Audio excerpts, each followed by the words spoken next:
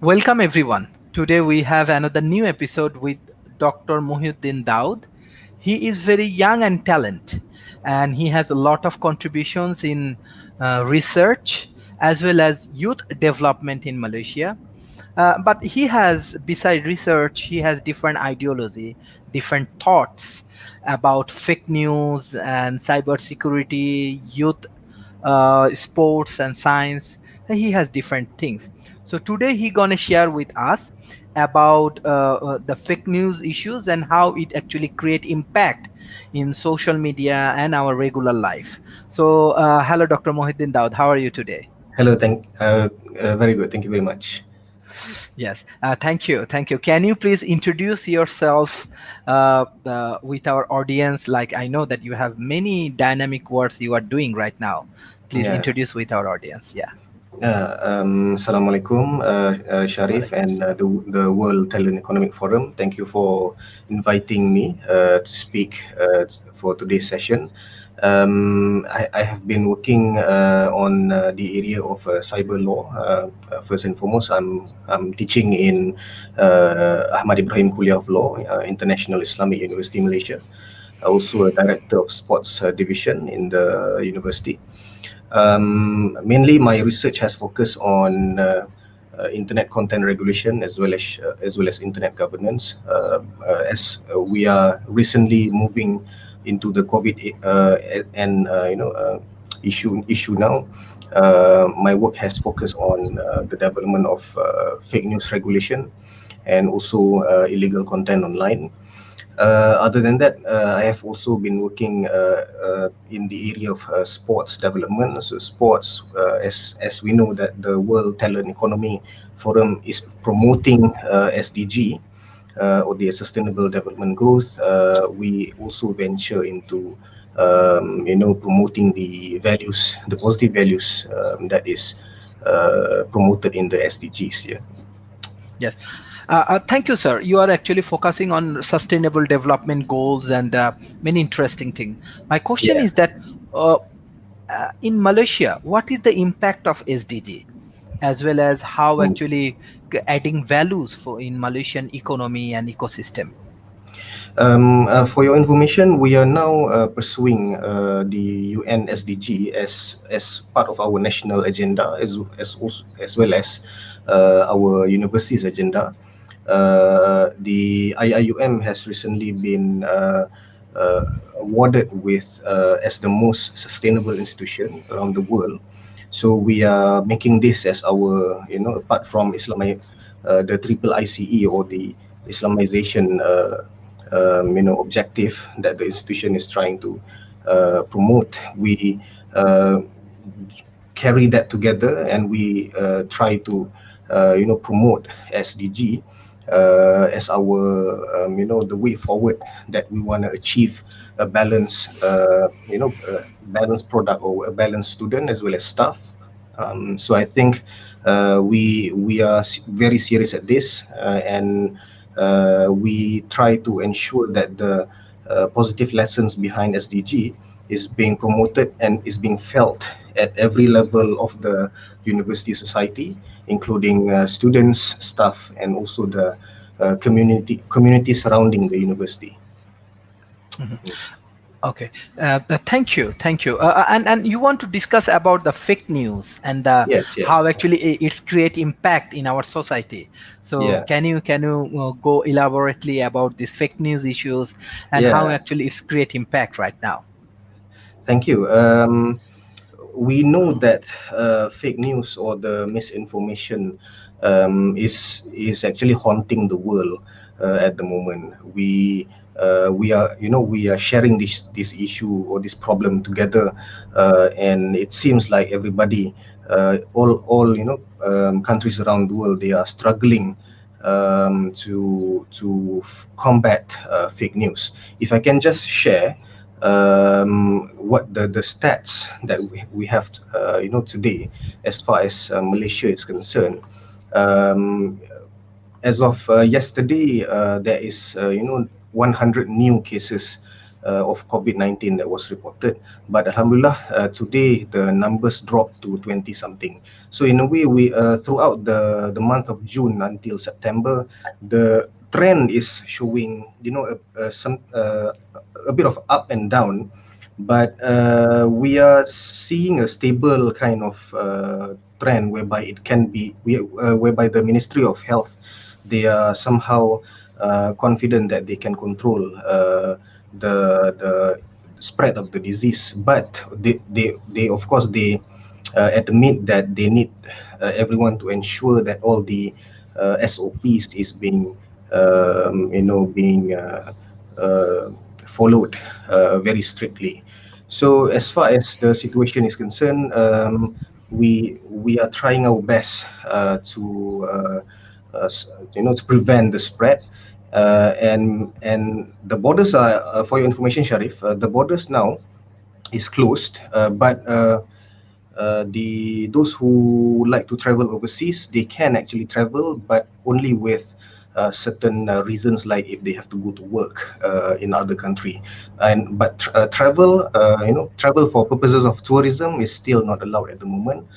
And one of the problem that we face is that there are still illegal immigrants trying to come into our borders. And the problem is that when they come, they also bring together COVID-19 with them, and this is making the effort to sustain the or to contain the spread becomes more challenging.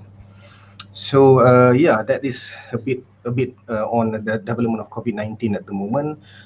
We pray that the situation will become better, because as far as IIUM is concerned, and also other universities in Malaysia, in October, the ministry has already scheduled or planned for university students to come back to campus, meaning that they have to physically be on campus to continue or to resume their studies, but of course with hybrid mode of teaching and learning. So meaning that lecturers are free to have a mixture of online learning as well as face to face. Maybe in certain courses like engineering, they may need to meet face to face. But as for law, last semester was I would say a test case for us. We have gone fully online for all law classes.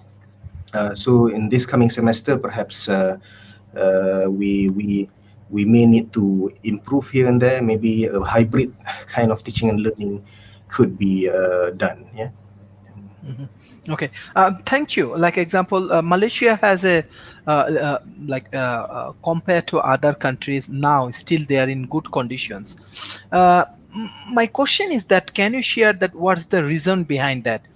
How actually Malaysia can save and overcome from the situations, and what's the inner strategy they are taking? Hmm. I think one of the strategy that the Ministry of Health had undertaken is, first in March, the country has undergone the process of MCO, or the Movement Control Order, and this I think would not be successful if all of the Malaysians, as well as the people in the country, they are really disciplined on in observing the standard operating procedure. So meaning everybody gave their best to try to comply with the regulations that have been set. Of course, there are several cases of non-compliance, but in general, we can say that majority of the society, they comply with the SOP. So that I think is one of the major contribution, major factor why we are able to control the situation. And the Malaysian society is a kind, I think it's a kind of society that we are. I think it's correct to say we are uh, an obedient society, a kind of I think, whereby we follow the instructions or the advice given by the government from time to time, because it's for the best of everyone. Mhm. Thank you. Already, I actually trying to ask this question, but there is an audience response I have to take. And she asked you a question. Her name is Humaira. She said, Humaira. "Hello, sir. Thank you for joining this session. It's a very valuable sharing. Yeah, What is your opinion that some countries of this world not giving us the right statistics yeah. about COVID-19? I think so. It's create a problem. What's your opinion on that?" I think, yeah, some countries, because COVID-19 is a new, problem around the world. Some countries, they have different level of health systems. Some countries maybe they are a bit more advanced. Some countries are a bit not so advanced. So maybe I think the detection system differs. It depends on the technology that they have in the country as well. So yeah, maybe in some countries they declare that they have lesser cases of COVID, but we were wondering as well whether that stats is correct. In other countries which the detection system is much reliable, meaning that the numbers that we report is highly credible. So in a way, responding to the question posted by our sister Humaira, when they report you know statistics which is not believable or so correct, it can on its own create a fake news. You see, so fake news or misinformation. So I think this is of course not the right thing to do. But if we try to understand their situation, perhaps if we try to be a bit positive in this scenario, maybe the detection system that they have is not so advanced, so that's why perhaps they detected lesser cases, right? Mm, Mhm. mm, Mhm. Yes. Beside that example, how actually? What do you think? Because around the world, even from international, even global media, we get a lot of informations. Someone say this will happen. Someone say that will happen. Someone yeah. come up with blaming each others. Okay, Mm, mm, like one country blaming another country. There is a geopolitics, global diplomacy, vaccine diplomacy, many things happening, and people are so confused that what they should do. Yes, Malaysian, I want to say yes, Malaysian people, they are very obedient in terms of government order, SOP, rules and regulations. So I always trying to share these things in global media that Malaysian people is very peaceful. Malaysian people is, even I'm a foreigner, but I feel that Malaysian people is very much peaceful and they love to respect the law, rules, and regulation. This is the, I think, ultimately strategy that they are doing very well. Also, I believe that they have very good healthcare. Malaysia has very good healthcare system. So, mm. what's your opinion? Because when we find in global media, there are a lot of rumors, lot Mm. of informations, and lot of confusions. So, how do you want to explain these things? Yeah, I think because of the convergence of the new media, like the internet since 2000 onward has been been the thing that we use every day. And now that we have smartphones and the internet, access as well as broadband speed is now increasing around the world. Like for Malaysia itself, I think this year we are reaching up to 85% of internet penetration rate, where the speed is going up. Although in some areas we still can be improved, but generally speaking, more and more people are on the net now. So basically, we are talking about the issue of digital freedom of expression here, whereby people have their phones at their fingertips, yeah? And then they sometimes the speed of typing is much faster than the speed of talking. So some of them tend to click the share button without thinking much, so this is not just happening, I think, in Malaysia, but also in other countries as well, because of the very easy way of sharing information. And as far as the law is concerned, uh, the law is of course goes hand in hand with technology, and then it in promoting the development of the internet and so on. I think the United Nations in ITU is also promoting this development very much. Now we are talking about 5G and so on, and who knows, next will be 6G and so on. But because the problem is a global problem, I would like to share with the members who's watching right now. The United Nations has also issued this this what we call as the um, um, hold on we in the international level, the United Nations has issued this joint declaration on freedom of expression and fake news, disinformation and propaganda in 2017. So basically, when UN has had this joint declaration, countries around the world, they have actually come together to sort of form an understanding on the international law, especially, whereby to what extent can we allow the sharing of information or on the basis of freedom of expression.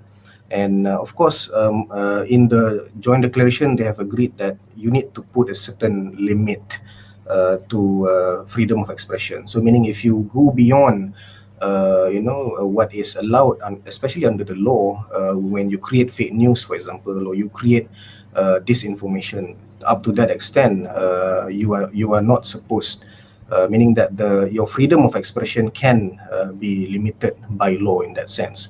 And coming down to Malaysia in particular, at the moment, what we have to regulate fake news or misinformation is that we have the first is Communication and Multimedia Act. We also have the Content Code as well as the Penal Code. So these three pieces of legislations are in place, but as you see, Sharif, it doesn't mean that more law you have, you can curb or you can silence everyone from creating, misleading or fake information.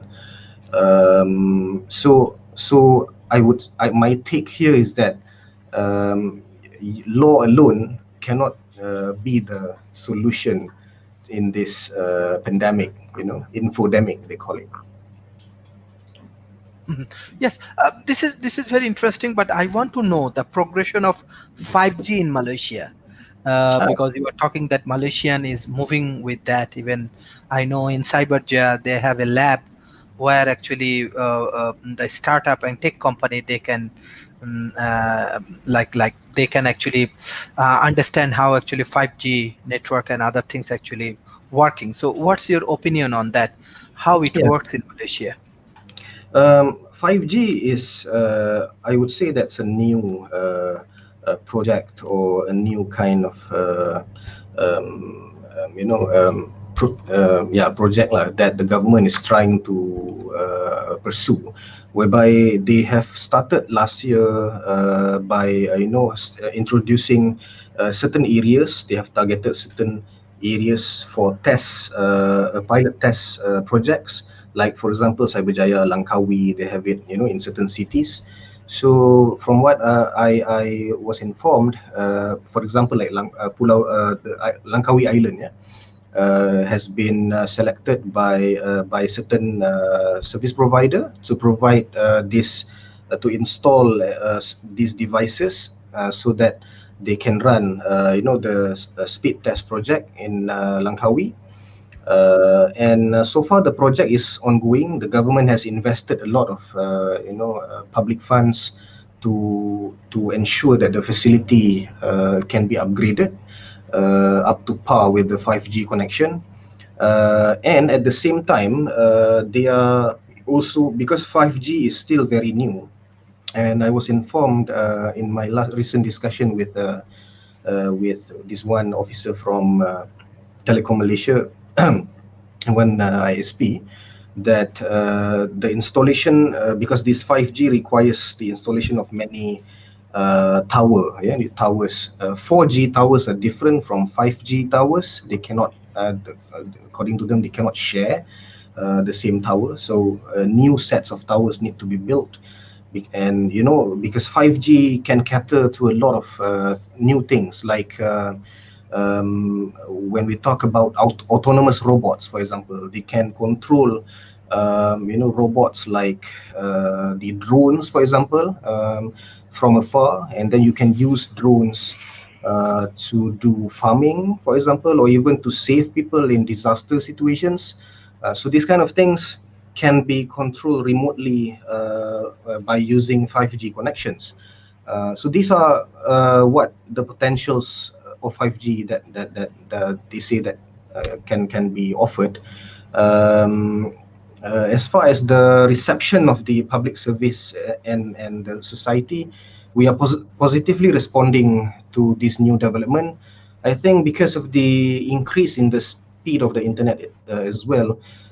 So we are progressing as planned. Um, but for now, as of this year, I think more effort is being channeled at improving the current 4G connection, and they are also trying to phase out the 3G, the old 3G network. Yeah. So I think we are progressing as planned. Yeah. Mhm. Yes. As you are a researcher in law area and you do a lot of research and publications, I want to know, like example, how actually Malaysian media and media related law, how it works and how they control the fake news and other things. Yeah. Okay. As far as the Malaysian um, media landscape is concerned, we have print media. We also have the television media or the broadcasting industry. When we also have the internet industry, or the statute calls it as communication and multimedia industry. This is where the internet service provider is, and all of the data and content provider is part of that industry. As far as because we're talking about fake news and online here, the the overall regulation scheme that Malaysia adopts at the moment is we are following, or we are exercising the Internet Self-Regulation Scheme. This is by virtue of Communication and Multimedia Act. So when we talk about regulating media in a scope of self-regulation, people can say that this is somehow similar to user self-disciplining themselves, but they are guided by a certain sets of rules, which also guides the media as well as the content industry. So we these codes is in the form of statute as well. They act in a self-regulatory way, and internet user particularly, they can enjoy their freedom of speech. They can see what they want to see online. But if, let's say, they come across things which are illegal, that is the point where the law can actually put a stop to that. Maybe, for example, if we talk about fake news, fake news is difficult to be censored or to be filtered. It's not like pornography. Pornography you can censor, or you can use some filter to block. But fake news appear in the form of words, in the form of text. So sometimes, even if you use machine learning to detect fake news, it may take some experts to determine whether that is fake or not.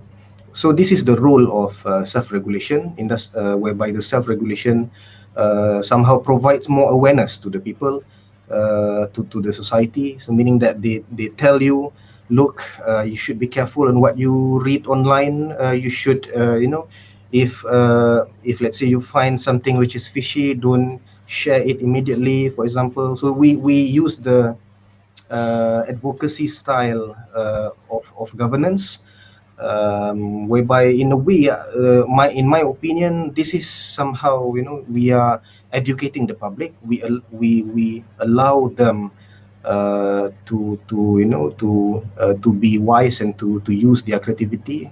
They consume what they want to consume, but at the same time they should exercise responsible speech on the net.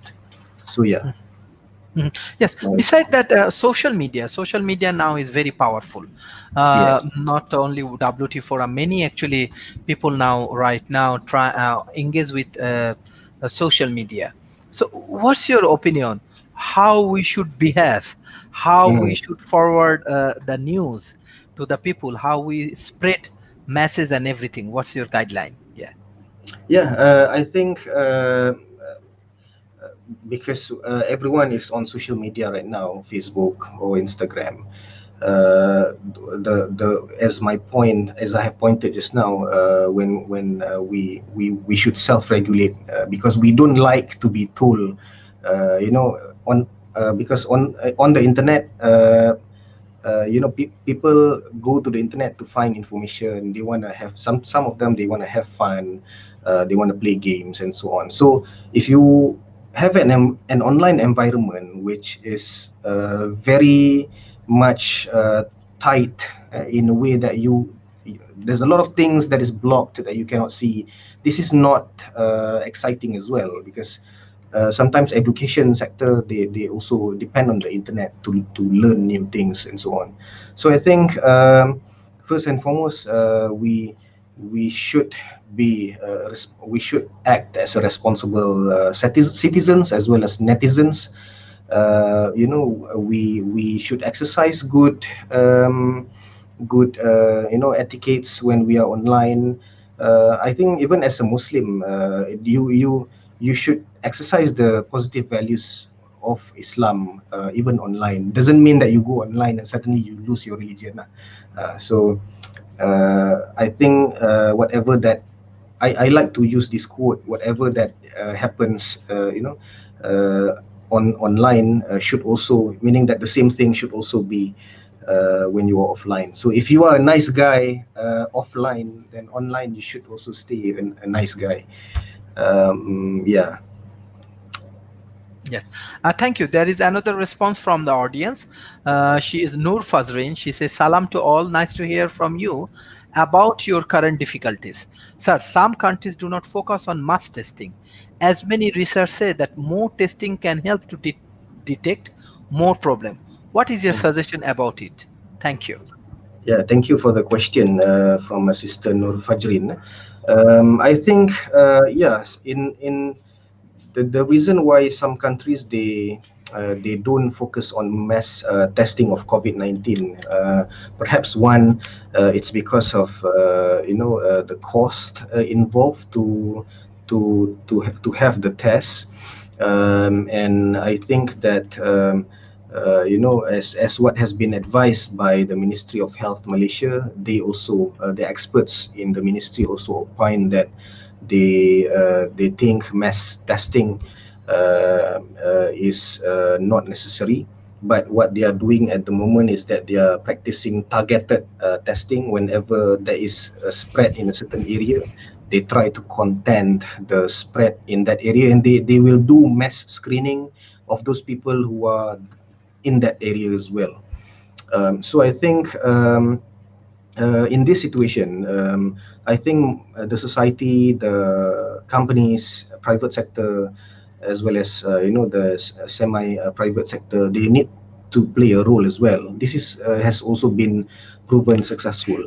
For example, like those workers in the construction sites, when they want to report for duty, they have to do the COVID-19 screening. Once those things are done, it was found out that some of them are positive. So I think, not just it's the duty of the government to do the screening, but also I think the employers, they need to help as well, because we are talking about very very large number of population. You can imagine how crowded the hospital or the clinics will be if the government suddenly impose mass screening requirement. Tomorrow everybody has to screen COVID-19. Go to the nearest clinic. You imagine how jammed the clinic will be, and in that moment, everyone will get COVID because everybody is crowding the place, isn't it? So um, the current way of doing the screening is on a targeted basis is a much more preferred way, as advised by the experts. Mhm.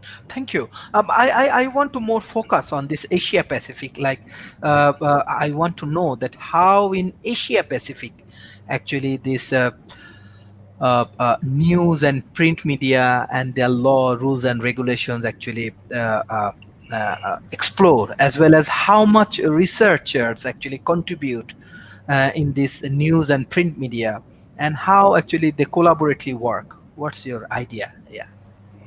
Um, as as far as the research on media, regulation is concerned for Asia Pacific, it's a very much developing area. I would say that because we are people or researchers are more concerned about the development in China, and so now people are looking forward to see how China is responding to media regulations. We know that certain countries in Asia Pacific, each country have their own flavor on how they want to regulate the media. Like Malaysia, for example, as I have explained just now, we are using self-regulation to regulate the media. But as you may know, that the media or for example, the social media, they are based in mostly in the United States. So this is becoming a challenge for the regulators, because if we want to impose a certain regulation on an offshore company, they may or they may not listen to us. But anyway, the regulator always maintain a close relationship with these social media companies, so that we work hand in hand, and most of the time we share our values and our concerns together. Mhm. But you never know, because what is sensitive for Malaysia may not be so sensitive for people from other part of the world. So this is the challenge in regulating the media. Asia Pacific, I think, because of the fact that some of the countries are Islamic countries, and some other parts of, for example, we're talking about Singapore, we're talking about Indonesia, for example. These are countries which embrace the Eastern values. So most of the time we share common societal values. So I think, yeah, regulation of media is somehow, we do that in line with the law and regulation at hand. Mhm. Yes, thank you, thank you. And one thing, like example, Malaysia is a diversified culture and race and community live in Malaysia. So, and you are local and you are Malaysian people. So, how actually Malaysian people and Malaysian government and their administration handle the racial harmony, and how it works, how Mm, actually this culture actually moving forward for mm. handling and managing this 21st century challenge. I think it hasn't been easy, I would say, because in Malaysia we are a multiracial country. The main races are Malays, Chinese, as well as Indian. There's also others, including the natives. They have been, of course, we are like brothers. Brothers. Always, sometimes we fight, sometimes we make peace. So it hasn't been easy, but I think in general, we are moving forward. Government has introduced a lot of policies to promote unity. For example, one of them is the Rukun Negara. The Rukun Negara is like the pillars or the principles that every members of the society should embrace. Yeah. whereby in whatever that we do, we should ensure that our objectives in life is in line with this national agenda. Of course, the as far as unity is concerned, many policies were designed by the government, and there were a series of issues, but in general, I think we managed to keep it together, and Alhamdulillah, for years that we are able to live in peace and harmony together. Mm. Thank you. There are actually different questions. It's come from audience. Mm. So I want to ask this question to you. Abiyaz Mustain, he said, thank you for a nice discussion. What do you think could be the reason why Southeast Asian countries behind in discovering the COVID-19 vaccine? I think we should change the perspective.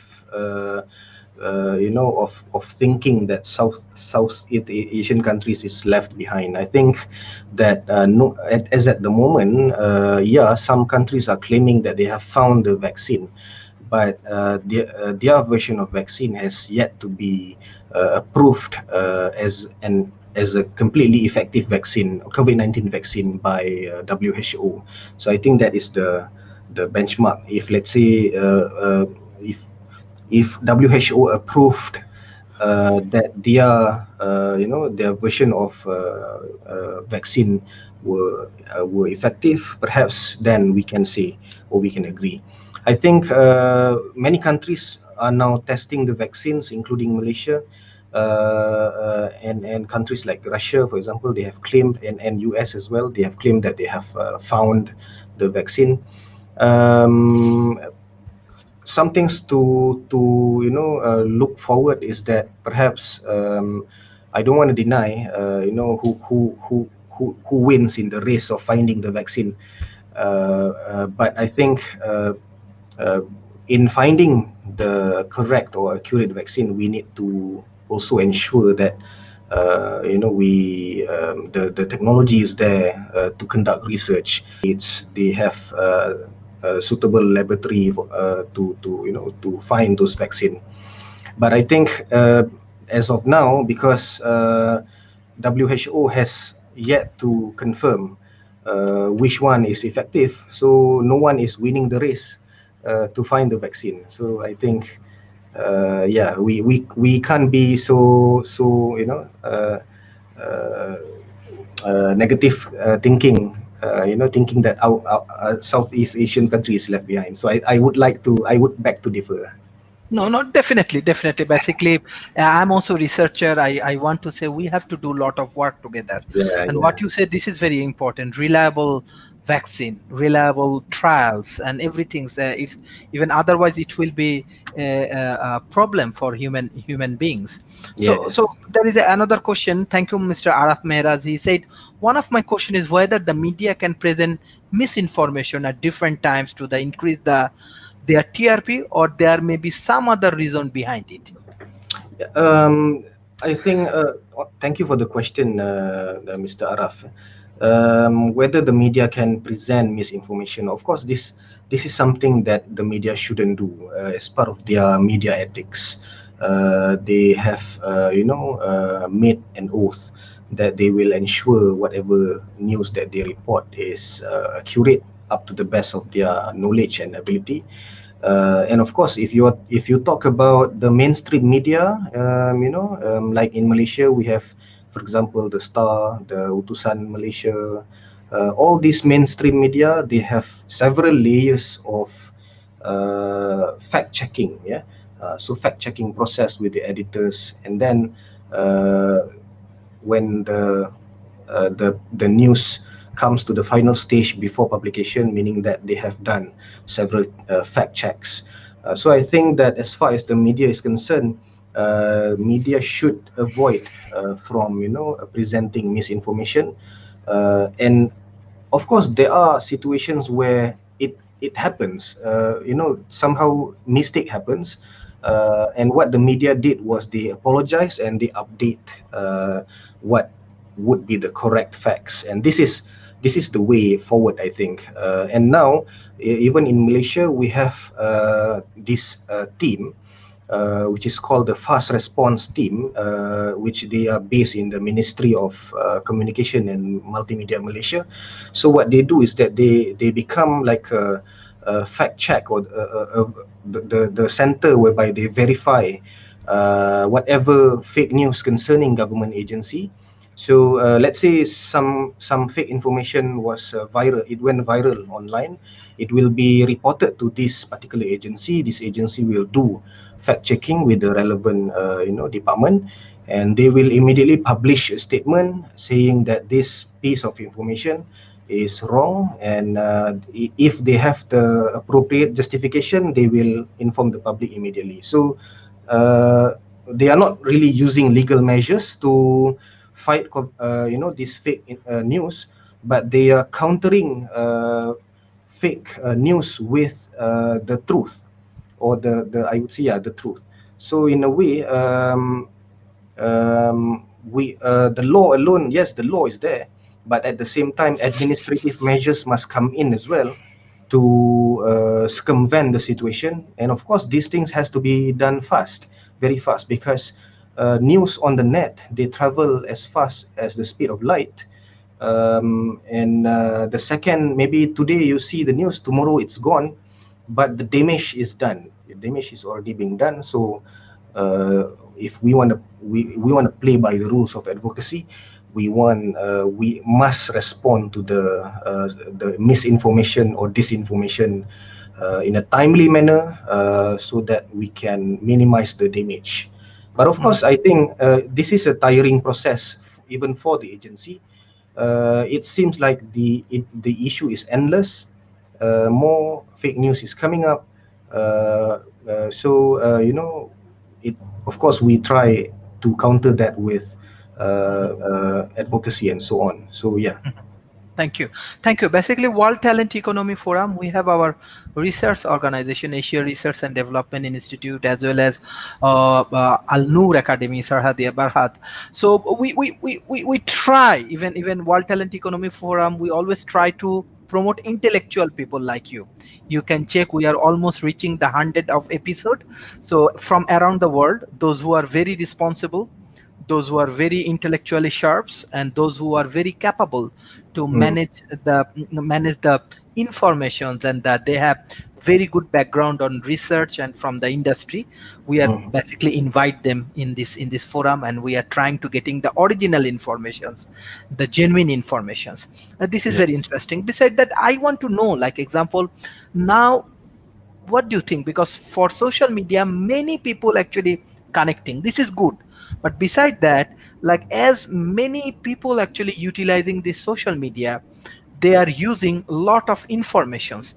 Sometimes it's not relevant, sometimes it's fake, sometimes it's uh, not, I want to say, not relevant for these issues. So in that situation, what do you think? The Facebook and the social media, those who are running this kind of corporation, they Mm, should take responsibility, and they should mm, create some awareness program for the mass communications, and those who are actually user of this program. What mm. your opinion on that particular point? I think we have more audience response. We will take after that. We will take Firdaus, Madam Firdaus question as well. Thank you for the question, Sharif. For your information, Facebook has been closely responding to this fake news issue. Of course, for those who are using Facebook, you must be aware that you are bound by Facebook's, a statement of responsibility. So they have this sort of like their company policy, whereby they have sets of values, things which you should and shouldn't do on their platform.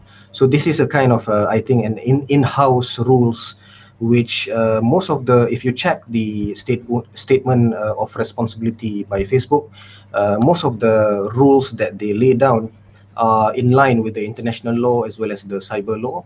And in response to issue of fake news, we Facebook recently they have updated their statement of responsibility, whereby they don't encourage, or they don't allow their users to share misinformation or fake information on their platform. So meaning that these sets of policies are there.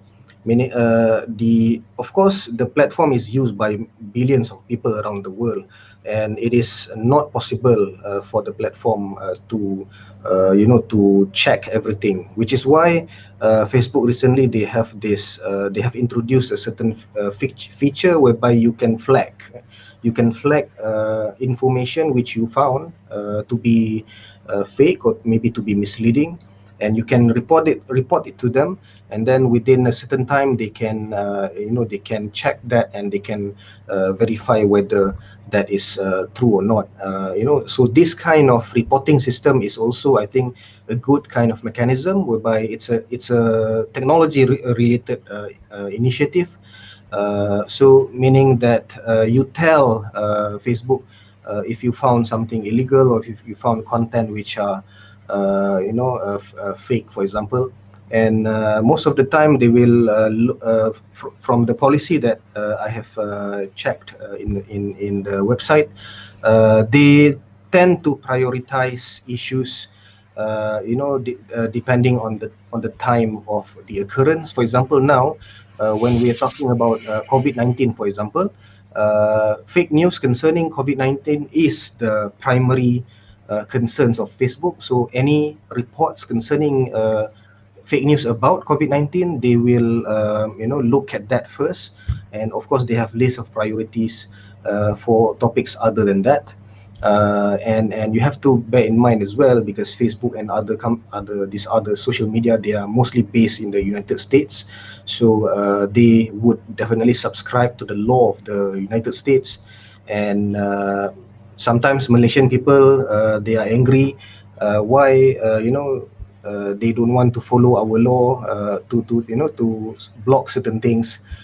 So this is again the difficulty of cross border issue, whereby we are a different country, we are embracing different sets of law, and I think it is also a challenge. But as far as social media platform is concerned, they have done a lot to support, to fight against the spread of fake news, particularly on their platform, like YouTube, like other platforms like what's the other one? Instagram. So they have policies in place to declare that they are against fake information. And I think the wonderful thing about the platforms is that they provide avenue whereby you can flag the material, and when the materials which are allegedly to be fake is being reported to them, they will check, and when they check, they run through a content moderation kind of system, whereby they assign certain professional staff to take a look at the content and verify with certain third-party fact checker. And once those things are done, they respond accordingly, whether they want to block that content, or they just leave it like that. So yeah, I think social media has done a lot, but some countries, for example, from my research, like Germany, Germany, for example, they have went far. They try to impose liability on these social media platforms. So to be liable, yeah, if let's say they share fake, their platform was found to share fake information, they have some legislations in place. First, they ensure that there is a duty to take down the material. If it's not taken down, then there could be serious consequences. So this, whether we want to go that far, in executing the law, or whether we want to implement self-regulation. So this basically depends on the country's approach to regulation. Yeah. Yes, thank you. Thank you. This is actually a very nice discussion. And from World Talent Economy Forum, I request everyone be responsible, follow government law, rules, and regulations, and follow the scholars like Dr. Mohiuddin Daud, who is trying to share with you. Because we are also against fake law, fake news, and we are also love to follow government law, policy, and regulation. And what I understand that already the social media governments and all of the responsible organization, they are trying to control this fake news. So there are more response from the audience. I directly want to go to them. And Hosne Arafet, though, she said, since we did not know anything about COVID-19, the media may be published instantly the information when they get it. There is no room for security. What do you think? Is it the problem? Second question, Mohammad Sohel Rana, he's actually helped us a lot for World Talent Economy Forum. He said, dear sir, do you think that a large part of the people who are always on social media are young, and there is a chance of becoming a fake news publishers? And Munira Binte Rahmad, he said, salam doctors. I think you're a student. Yes, Okay, thank you for the question from Firdaus, Husni Yara Firdaus. yes, Um, I think yeah, this could be a problem as well, because we don't know anything about COVID-19 before this. It's a new creature of God, and the media whenever they get any information, they just try to publish as soon as possible. Yeah, I think at first that could be the situation. They are just exercising their reporting, you know. They just report whatever news that they found so far. So I think if, let's say, from time as time goes by, once we learn more and more about this issue, if let's say the media learns that a certain kind of information about COVID-19 turns out to be false, what they usually do is they will update the public, they will update the readers that this is no longer the situation. The situation has gradually moved to a different kind of thing. So I think, yeah, there's always room for them to correct the news so that it won't become fake news. So this, of course, happens anywhere, especially when we are in a pandemic situation like now. And we can't simply blame the media, for spreading misinformation. But again, there's also duty on the part of the media to ensure correct and timely reporting. So that is ethics that they have embraced in their practice. So yeah, even though there's no time to check, but they have to make time to check, and before releasing any sort of media, because we are the consumers of the media content. Where else we want to find the news if not from the journalists, for example. The next question is from Rana, Shohil Rana. yes, yes. Uh, Anything? He's actually thinking about that there are many young people, they are user of social media, Mm. and there is a chance that social media as young people, maybe like they can promote the fake news, and they can be the publishers of the fake news. What your advice on that particular point?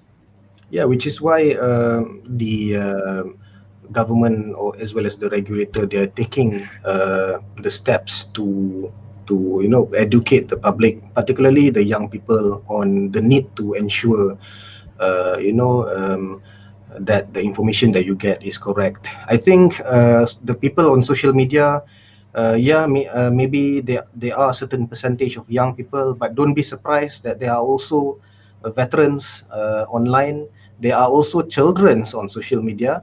If you check the Facebook age requirement, you're not supposed to be something like you're supposed to be 13 years old and older to have an account of your own. But don't be surprised that there are many childrens already having Facebook by giving false information about their birth date, for example. So there are many, groups of,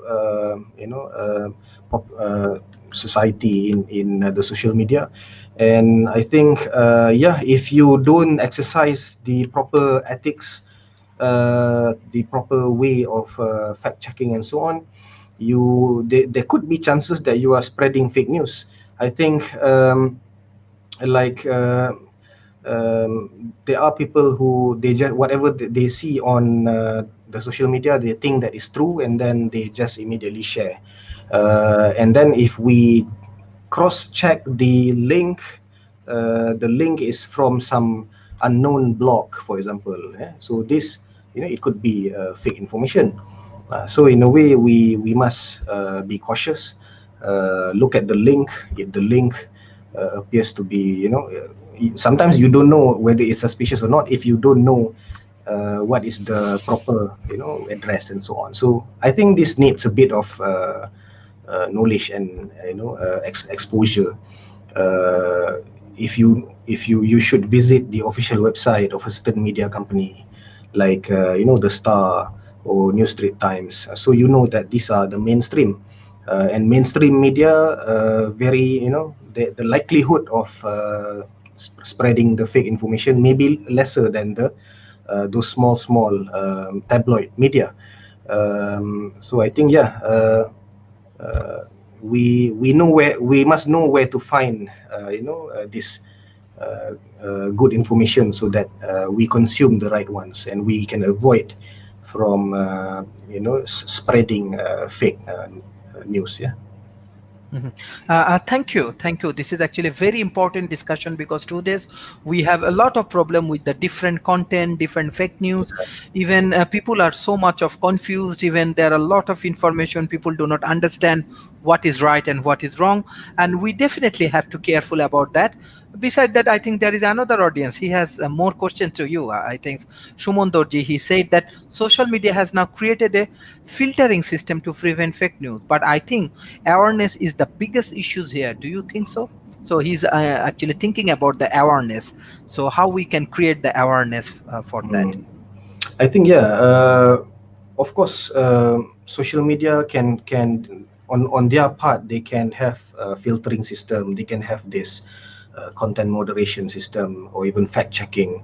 So that is on their part, the initiatives of the providers. Yeah. But I think, yeah, I agree with our brother Sumon, that awareness is also something that we need to promote, which is why Malaysia, as part of its national initiative, we have our Click Wisely campaign. So we promote awareness, and these, government departments, they try to go to schools, for example. They explain on what are the steps to fact check, to verify news that you receive online, particularly. And I think awareness is something which is very important. You can use law, like what I have shared earlier. You can have several layers of law to criminalize the publication of fake news. You can even use technology, AI and whatnot, to detect fake news. But at the end of the day, it is the human that decides what content he wants to consume. So yeah, when we have this sets of guidelines on what should we, watch out for, when we, when our awareness level is optimum. So I think we can actually detect, or find a way on which one is the right, and which one is the which one is the truth, and which one is the wrong ones. Yes, thank you, Dr. Maahyuddin. And it's really really nice discussion today, and you come up with a very important topic for World Talent Economy Forums. So I request everyone, those who has time, please you can go to our YouTube channel, WT Forums, and even you can come to our Facebook page, and from this Facebook page you can get lot of important discussions like Dr. Mohiuddin's. They are discussing on different topics, and many responsibles and international scholars and entrepreneurs, they're joining. I want to say from Cyberjaya to Silicon Valley, everyone, they are joining with us. Uh, and there is more response from the audience. I want to take the last response from the audience. He said, Abiyaz Mustain, he said, "Dear sir, I have one more question, whether we should be more careful in implementing the ICT policy, whether it is being implemented properly. Of course, in the case of Malaysia or in the case of like South Asian countries." Mhm. Yes, thank you for the question. I think, yeah, uh, ICT policy as far as Malaysia or even Southeast Asia is concerned, we are mostly we are adapting the self-regulation scheme, or the self-disciplining style. So I think when implementing this policy, because for your information, the self-regulation scheme, it is more about you. You are the internet user. The power is in your hands to choose what content you want to consume. So there's only some set of guidelines, that what you should do online and what you should avoid online, and this very much depends on the internet user himself. If the internet user is aware that there are things which he should not do and should do, then perhaps whatever policy that is being implemented can be achieved successfully. So I think, yeah, not only ICT policy, but we should also work together, meaning that we are part of because internet is a borderless world, and this issue on fake news and COVID-19, not only just COVID-19, we never know next year what issue we will have. So we should leverage on the network that we have, both online and both offline, to work together to formulate better supranational or cross border policies in line with the sustainable development goals. Yeah. And I think if this, we try to maintain a collaborative network between regulators, between the private entities, I think issues on fake news, issues on illegal content can be catered in a more dynamic and effective way. Of course, enforcement is one aspect, administration is another aspect, and the legal policies are also another aspect. So these technology as well, these has to work in a harmonized environment, and hopefully when we have this, we can have a better and a more healthier internet experience. Thank you, sir. Thank you. This is really, really nice and valuable discussion for today's sessions. What is your concluding remarks for today's session? Yeah, thank you, thank you again. I think because we are coming back to the topic, I would say that curbing fake news is an ongoing and is a long journey for everyone in the world. I think we need to adapt a collaborative style or collaborative framework, of working together, and as well as some maybe data sharing is also unavoidable, because we want to avoid or trying to overcome this issue.